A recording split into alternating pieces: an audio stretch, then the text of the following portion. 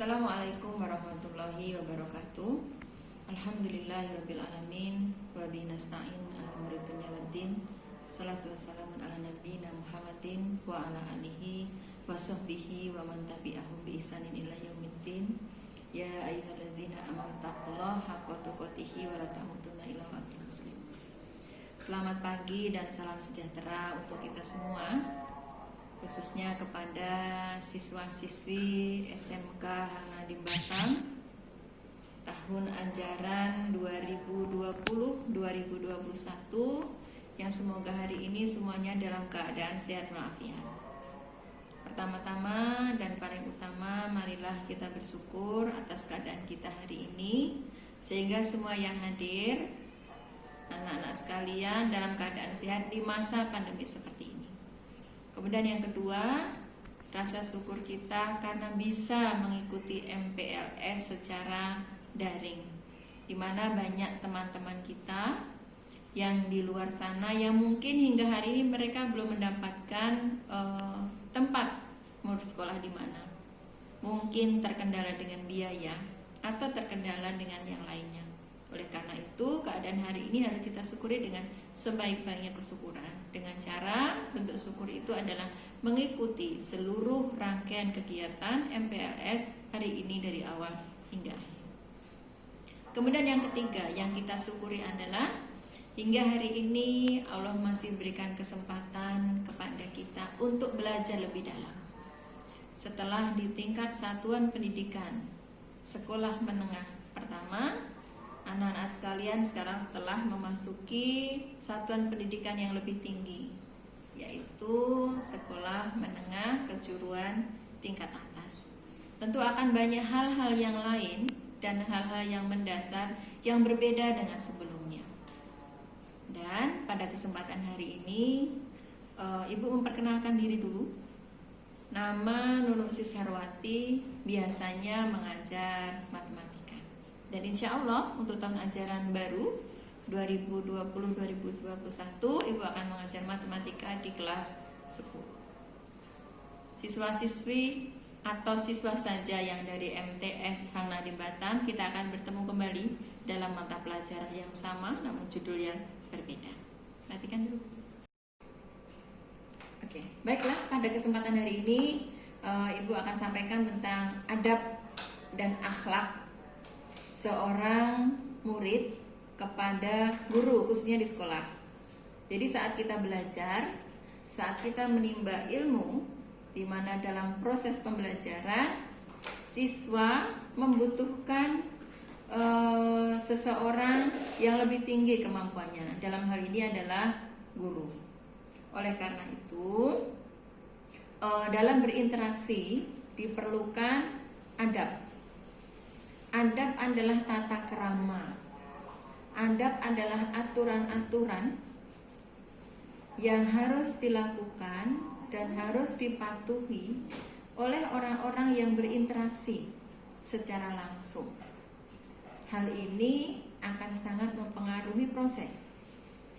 Karena kita kembali, ketika adab ini dilanggar, maka yang ada adalah tindakan tidak sopan. Dan ketika itu terjadi akan banyak yang tersakiti. Oleh karena itu, siswa-siswi, anak-anakku sekalian harus memperhatikan adab. Adapun akhlak, akhlak itu tingkah laku.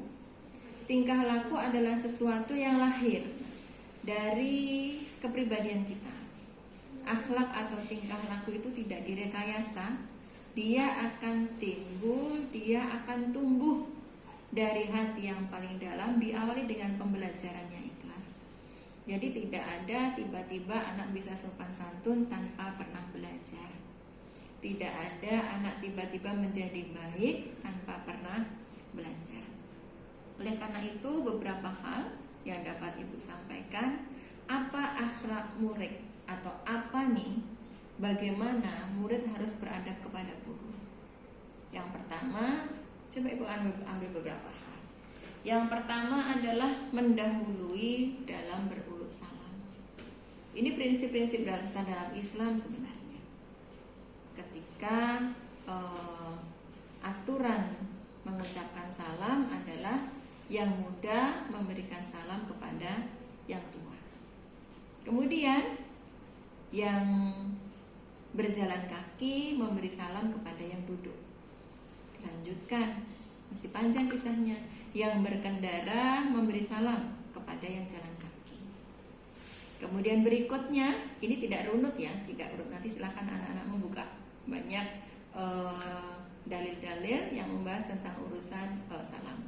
Kemudian berikutnya, yang hadir terlebih dahulu, maka dia berhak untuk mendapat salam dari orang yang hadir belakangan. Ya, ketika anak-anak sudah di dalam kelas, kemudian Bapak Ibu guru hadir, maka saat masuk kelas, Bapak Ibu guru mengucapkan Assalamualaikum warahmatullahi wabarakatuh, itu yang muslim. Kemudian setelah Bapak Ibu guru duduk, kemudian anak-anak membuka kelas dan anak-anak mengucapkan salam. Dua-duanya tidak salah. Pertama, kehadiran Bapak Ibu guru ke dalam kelas adalah mengikuti aturan. Yang datang belakangan memberi salam kepada yang sudah datang duluan. Adapun salam yang kedua ketika membuka kelas adalah yang muda memberi salam kepada yang lebih tua. Sampai di sini kebiasaan itu harus terus dilatih. Agar apa? Ada penghormatan siswa terhadap guru. Kemudian yang kedua, tidak banyak berbicara di hadapan guru. Ini demi menghormati. Karena guru adalah yang alim, yang lebih tahu, maka adab kita, sopan santun kita adalah tidak banyak berbicara di hadapan guru. Kemudian berikut yang ketiga, berdiri ketika guru berdiri. Nah, ini sebenarnya adab dalam Islam yang masih sampai saat ini sepertinya belum terlihat umum gitu. Ketika guru berdiri untuk selesai memberikan proses pembelajaran sesuai mengajar dalam kelas, sebaiknya anak-anak berdiri dan sampai guru keluar kelas baru anak-anak duduk kembali. Namun yang ada saat ini banyak ketika gurunya berdiri keluar kelas, ya anak tetap duduk saja. Ini mungkin perlu dilatih pelan-pelan. Kemudian berikutnya adalah tidak mengatakan kepada guru atau mendapat, biasanya pendapat si itu berbeda dengan pendapat Bapak. Di antara kita mungkin nanti akan terjadi pada suatu masa anak-anak pengetahuannya bisa melebihi Bapak Ibu gurunya.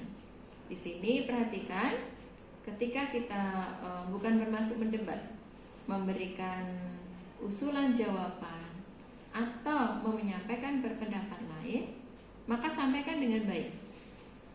Tunjuk tangan kemudian sampaikan.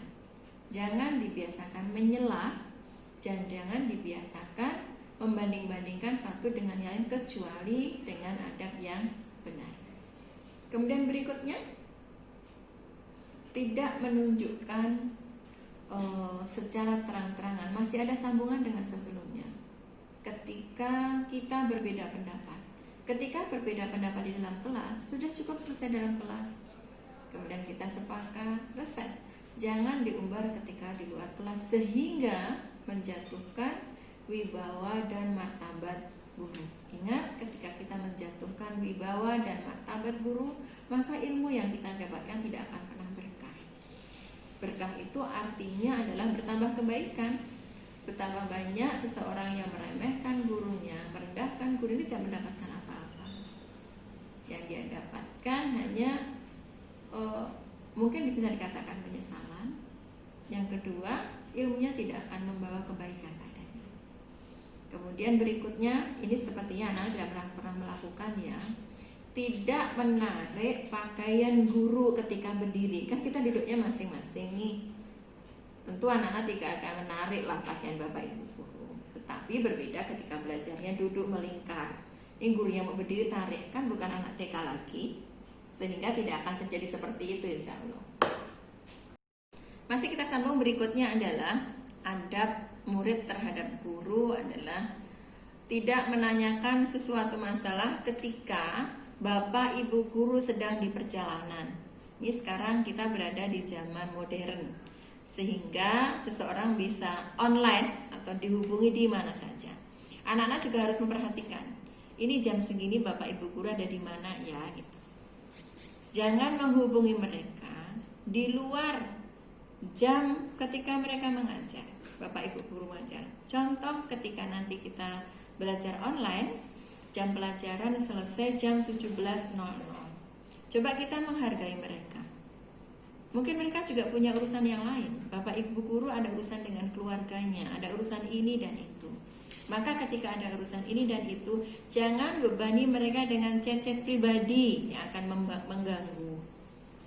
Tentu hal itu sangat mengganggu privasi Bapak Ibu semuanya. Jadi anak-anak tidak boleh mengganggu di sana. Dan juga tidak memberikan banyak pertanyaan saat Bapak Ibu guru kita sedang lelah. Itu akan terlihat dari suara mereka ketika mengajar, akan terlihat dari pandangan mata mereka ketika mengajar.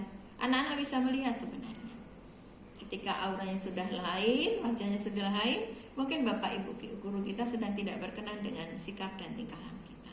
Itu beberapa hal adab seorang murid terhadap guru. Di sini ketika kita belajar, ada murid, ada guru. Murid berteman dengan murid, maka perlu diperhatikan adab sesama siswa.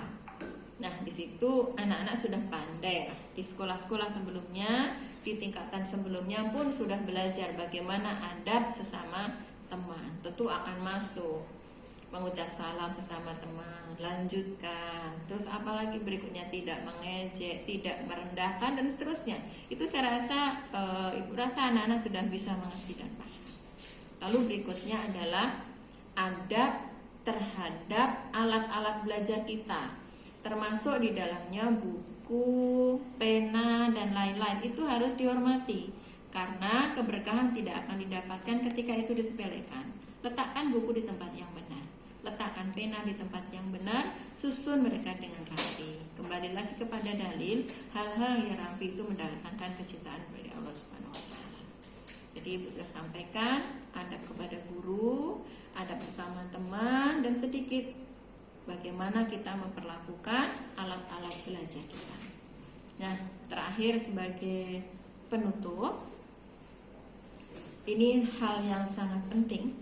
Dari semua tadi yang sifatnya fisik, yang kelihatan, Bapak Ibu guru kelihatan, teman-teman kita kelihatan, serta alat-alat belajar kita belajar, kita jangan pernah merupakan satu hal yang letaknya di sini. Letaknya di sini itu apa? Letaknya di sini itu terkait dengan keimanan kita. Maka saat kita belajar, ikhlaskan niat itu karena Allah, karena Tuhan yang Maha Esa. Yang kedua, perhatikan semua hal-hal yang mendatangkan keberkahan.